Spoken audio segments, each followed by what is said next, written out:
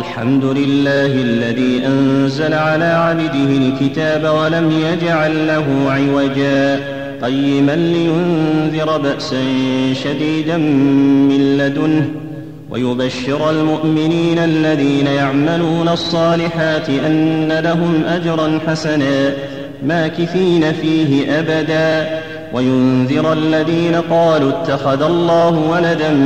ما لهم به من علم ولا لآبائهم كبرت كلمة تخرج من أفواههم إن يقولون إلا كذبا فلعلك باخع نفسك على آثارهم إن لم يؤمنوا بهذا الحديث أسفا إنا جعلنا ما على الأرض زينة لها لنبلوهم أيهم أحسن عملا وإنا لجاعلون ما عليها صعيدا جرزا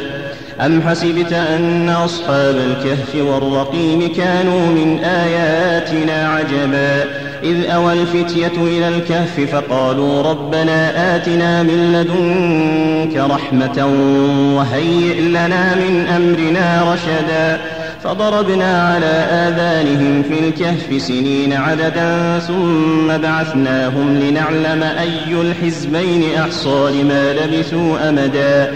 نحن نقص عليك نبأهم بالحق إنهم فتية آمنوا بربهم وزدناهم هدى وربطنا على قلوبهم إذ قاموا فقالوا ربنا رب السماوات والأرض لن ندعو من دونه إلها لقد قلنا إذا شططا هؤلاء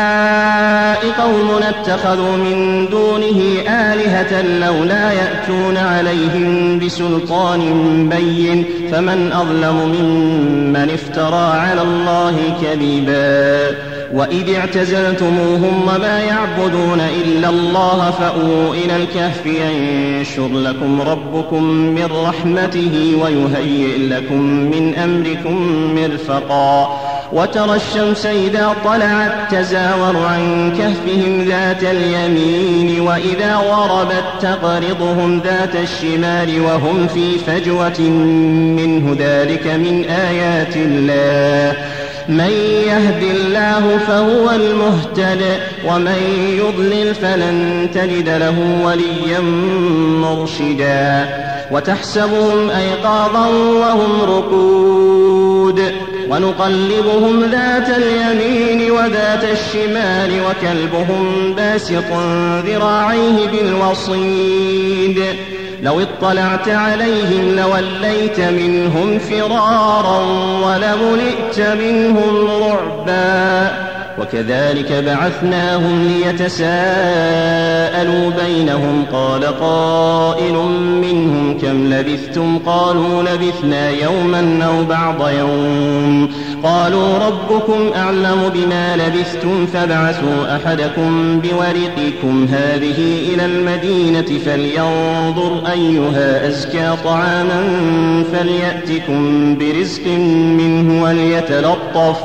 وليتلطف ولا يشعرن بكم أحدا إنهم إن يظهروا عليكم يرجموكم أو يعيدوكم في ملتهم ولن تفلحوا إذن أبدا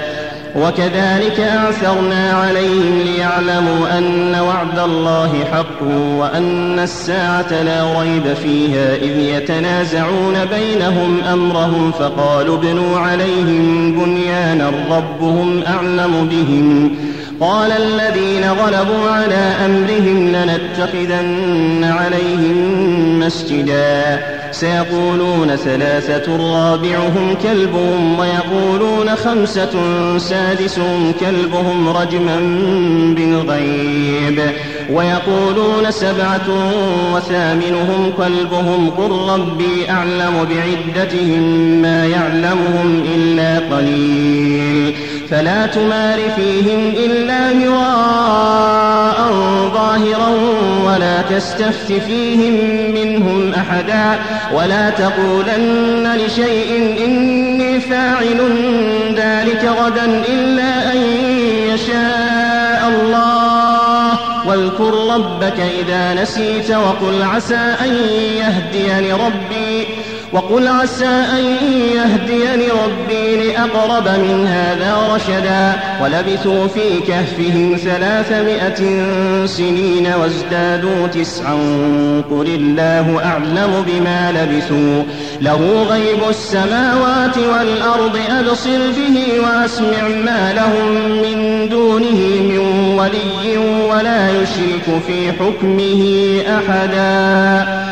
واتل ما أوحي إليك من كتاب ربك لا مبدل لكلماته ولن تجد من دونه ملتحدا واصبر نفسك مع الذين يدعون ربهم بالغداة والعشي يريدون وجهه ولا تعد عيناك عنهم تريد زينة الحياة الدنيا ولا تطع من أغفلنا قلبه عن ذكرنا واتبع هواه وكان أمره فرطا وقل الحق من ربكم فمن شاء فليؤمن ومن شاء فليكفر إنا أعتدنا للظالمين نارا أحاط بهم سرادقها وإن يستغيثوا يغاثوا بماء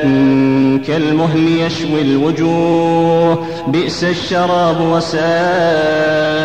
مرتفقا إن الذين آمنوا وعملوا الصالحات إنا لا نضيع أجر من أحسن عملا أولئك لهم جنات عدن تجري من تحتهم الأنهار يحلون فيها من أساور من ذهب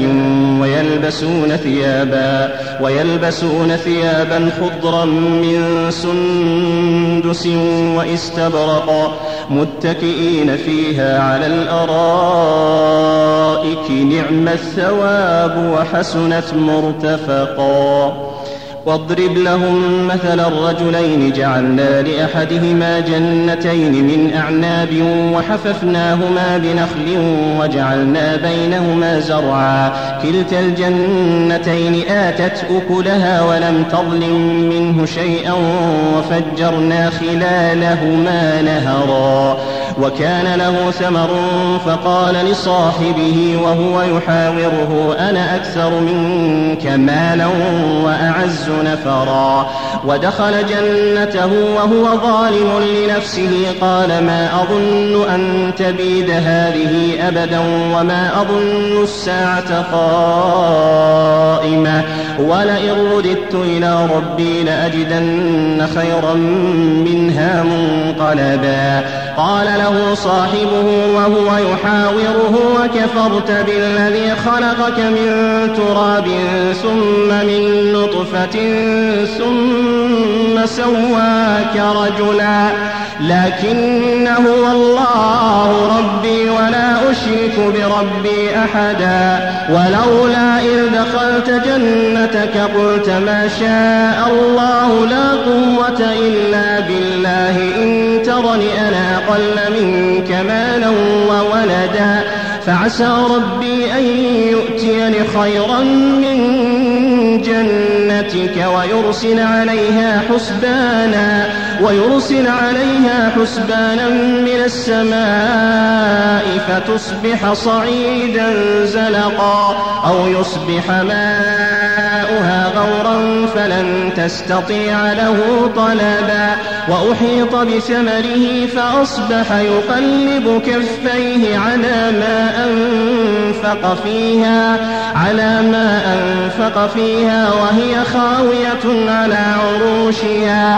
وهي خاوية على عروشها ويقول يا ليتني لم أشرك بربي أحدا ولم تكن له فئة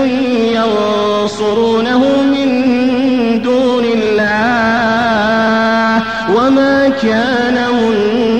منتصرا هنالك الولاية لله الحق هو خير ثوابا وخير عقبا واضرب لهم مثل الحياة الدنيا كماء أنزلناه من السماء فاختلط به نبات الأرض فأصبح هشيما تذروه الرياح وكان الله على كل شيء مقتدرا. المال والبنون زينة الحياة الدنيا، والباقيات الصالحات خير عند ربك ثوابا وخير أملا. ويوم نسير الجبال وترى الأرض بارزة وحشرناهم فلم نغادر منهم أحدا وعرضوا على ربك صفا لقد جئتمونا كما خلقناكم أول مرة بل زعمتم أن لن نجعل لكم موعدا. ووضع الكتاب فترى المجرمين مشفقين مما فيه ويقولون يا ويلتنا ما لهذا الكتاب لا يغادر صغيرة ولا كبيرة إلا أحصاها ووجدوا ما عملوا حاضرا ولا يظلم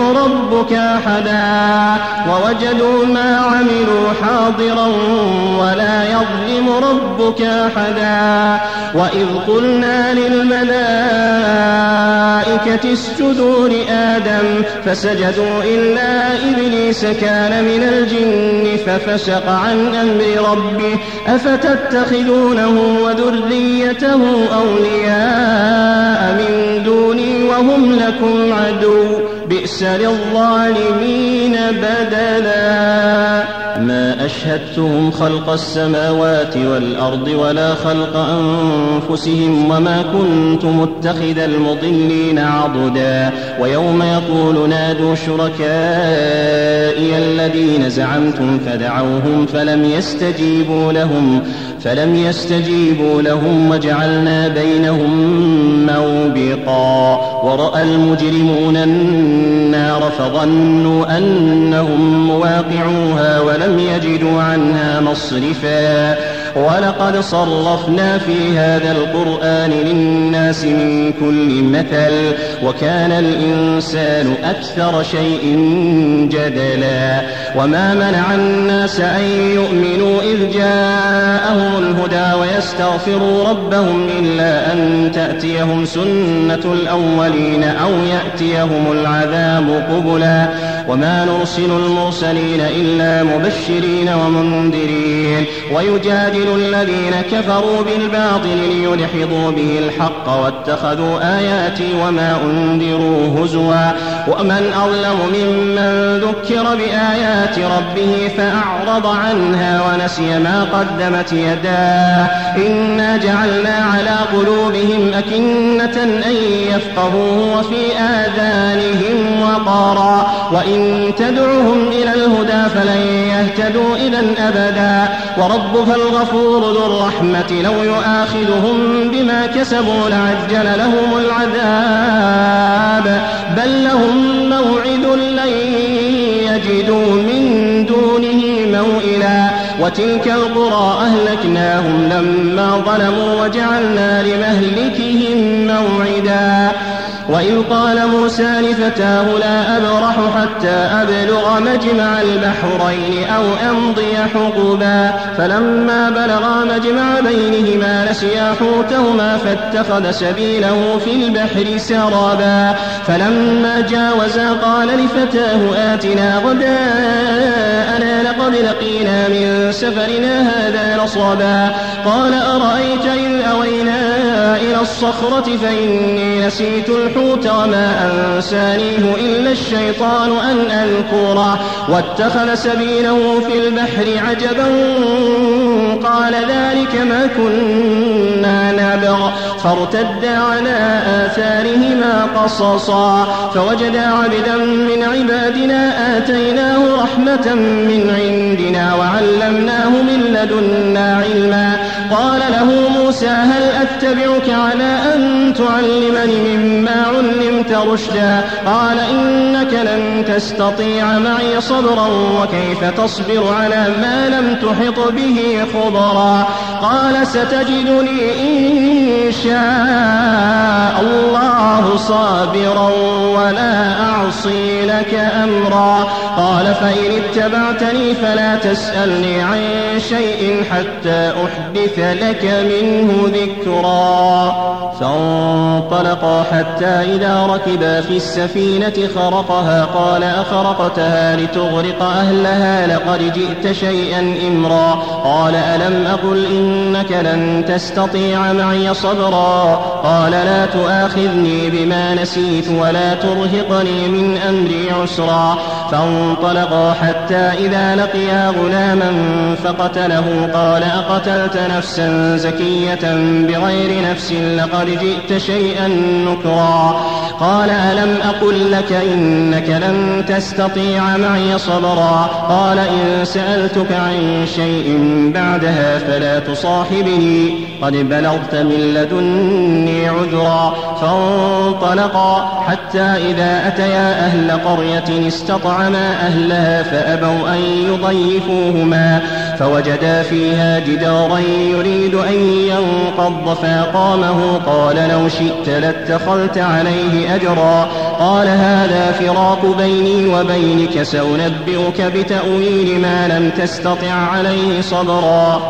أما السفينة فكانت لمساكين يعملون في البحر فأردت أن أعيبها وكان وراءهم ملك يأخذ كل سفينة غصبا وأما الغلام فكان أبواه مؤمنين فخشينا أن يرهقهما طغيانا وكفرا فأردنا أن يبدلهما ربهما خيرا منه زكاة وأقرب رحما وأما الجدار فكان لغلامين يتيمين في المدينة وكان تحته كنز لهما وكان أبوهما صالحا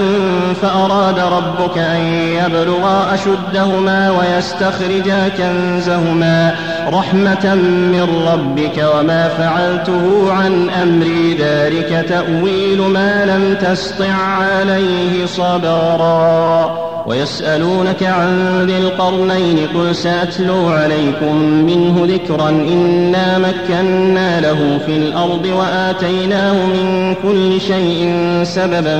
فأتبع سببا حتى إذا بلغ مغرب الشمس وجدها تغرب في عين حمية ووجد عندها قوما قلنا يا ذا القرنين إما أن تعذب وإما أن تتخذ فيهم حسنا قال أما من ظلم فسوف نعذبه ثم يرد إلى ربه فيعذبه عذابا نكرا وأما من آمن وعمل صالحا فله جزاء الحسنى وسنقول له من أمرنا يسرا ثم أتبع سببا حتى إذا بلغ مطلع الشمس وجدها تطلع على قوم لم نجعل لهم من دونها سترا كذلك وقد أحطنا بما لديه خبرا ثم أتبع سببا حتى إذا بلغ بين السدين وجد من دونهما قوما لا يكادون يفقهون قولا قالوا يا ذا القرنين إن يأجوج ومأجوج مفسدون في الأرض فهل نجعل لك خرجا على أن تجعل بيننا وبينهم سدا قال ما مكني فيه ربي خير فأعينوني بقوة أجعل بينكم وبينهم ردما آتوني زبر الحديد حتى إذا ساوى بين الصدفين قال انفخوا حتى إذا جعله نارا قال آتوني أفرغ عليه قطرا فما استطاعوا أن يظهروه وما استطاعوا له نقبا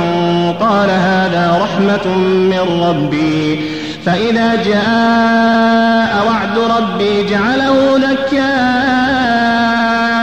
وكان وعد ربي حقا وتركنا بعضهم يومئذ يموج في بعض ونفخ في الصور فجمعناهم جمعا وعرضنا جهنم للكافرين عرضا وعرضنا جهنم يومئذ للكافرين عرضا الذين كانت أعينهم في غطاء عن ذكري وكانوا لا يستطيعون سمعا أفحسب الذين كفروا أن يتخذوا عبادي من دوني أولياء إنا أعتدنا جهنم للكافرين نزلا قل هل ننبئكم بالأخسرين أعمالا الذين ضل سعيهم في الحياة الدنيا وهم يحسبون أنهم يحسنون صنعا أولئك الذين كفروا بآيات ربهم ولقائه فحبطت أعمالهم فلا نقيم لهم يوم القيامة وزنا ذلك جزاؤهم جهنم بما كفروا واتخذوا آياتي ورسلي هزوا إن الذين آمنوا وعملوا الصالحات كانت لهم جنات الفردوس نزلا خالدين فيها لا يبغون عنها حولا قل لو كان البحر مدادا لكلمات ربي لنفد البحر قبل أن تنفد كلمات ربي ولو جئنا بمثله مددا قل إنما أنا بشر مثلكم يوحى إلي أنما إلهكم إله واحد فمن كان يرجو لقاء ربه فليعمل عملا صالحا ولا يشرك بعبادة ربه أحدا.